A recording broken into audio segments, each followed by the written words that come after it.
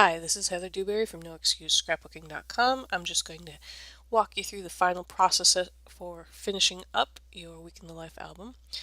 Here I am putting post-it notes where the section titles go, and I'm going to go through some of my products and decide on what supplies to use. I'm going to use some gesso, and I'm using bubble wrap to put it on so I get a nice little texture there.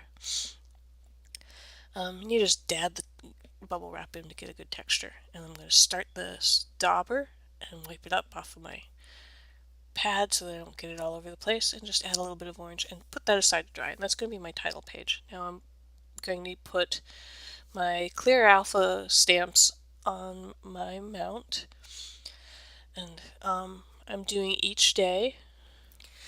And each day I'm just arranging the letters on the mount so that they're sort of funky and artistically arranged. Some will come out better than others. And I'm just using some shadow inks, some mid-tone shadow inks from Hero Arts. And if you notice, I didn't get a good image transfer. Just because I know how to get a good image transfer doesn't mean I always do the things that I need to do in order to get a good image transfer. And I'm just using some watercolor crayons and a water brush. This is a brush with water in the reservoir to just add some color and filling in those letters. And I'm going to do this for each page. This is sort of fun. There's all sorts of great wax crayons or watercolor crayons out there that you can use to do this.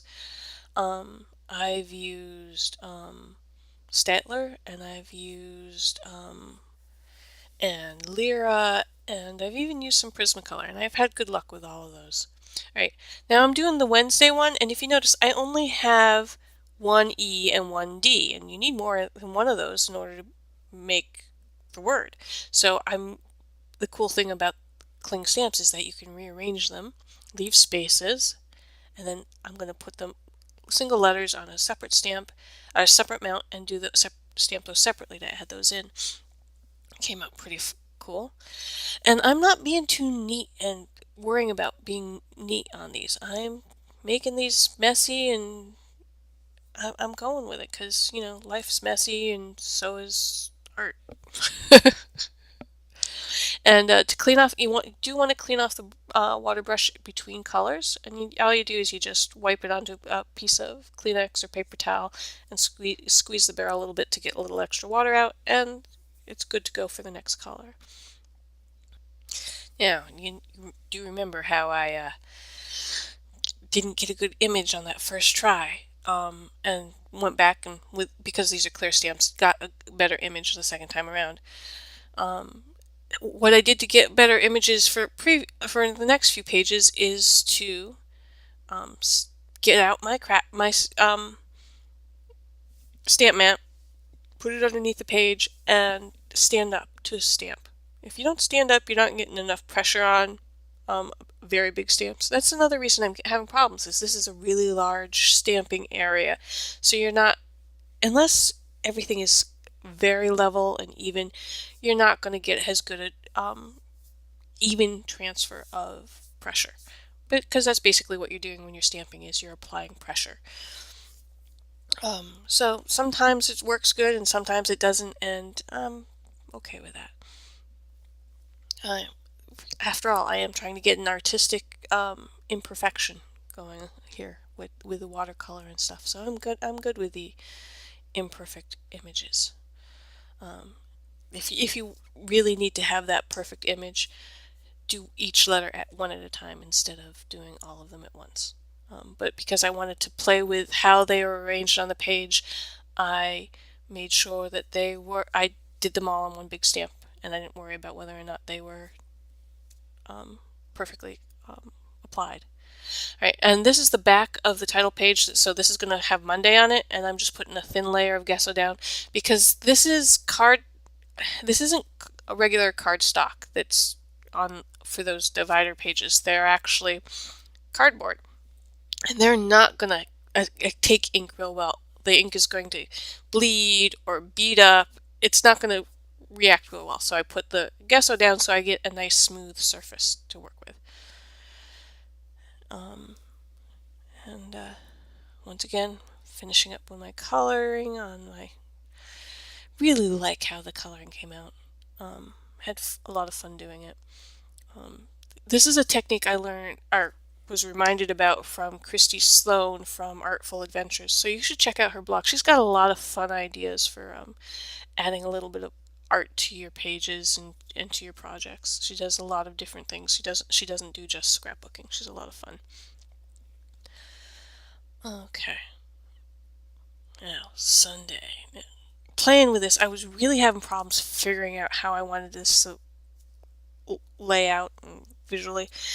And then I was playing with it and like, look, it's almost sort of sunny day. And Sunday was a very beautiful sunny day. And so it sort of, in my mind, was a good pun.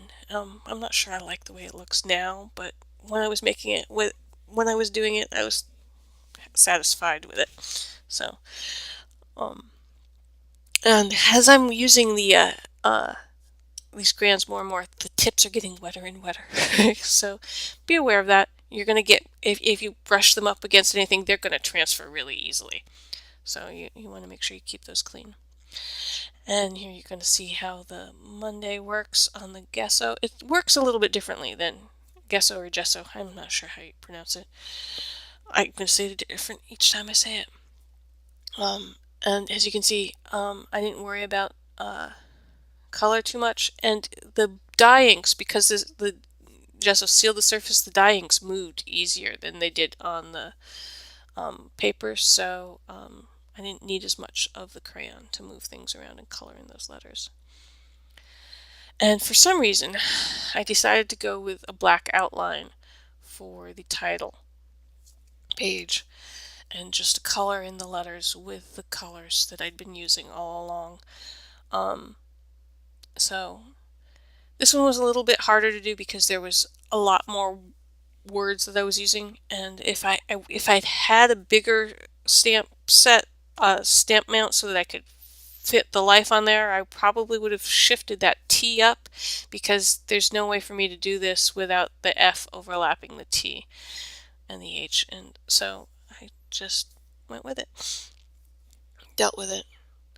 See, that's the thing about getting things done. You deal with the problems you create for yourselves, or you stop. And I'm not interested in stopping. I'm just going to tell my stories and get them over with. I'm not going to let imperfection stop me from having fun and telling stories. So that's what I do. Alright, I'm almost done with this. I just have a few more letters to color. And I did heat set this ink to the black ink to try and keep it from moving too much, but it is moving a little bit, so everything's a little bit darker.